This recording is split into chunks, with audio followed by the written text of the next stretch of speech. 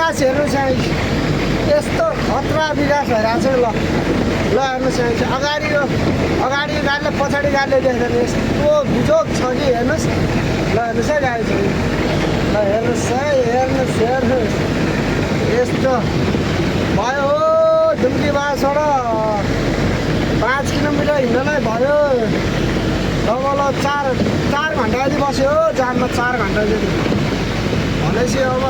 5 kilometre पनि हिँड्ने होइन होला यस्तो बिजोग छ कि आमामा धुलो उडेर केही देखेन हाम्रो यो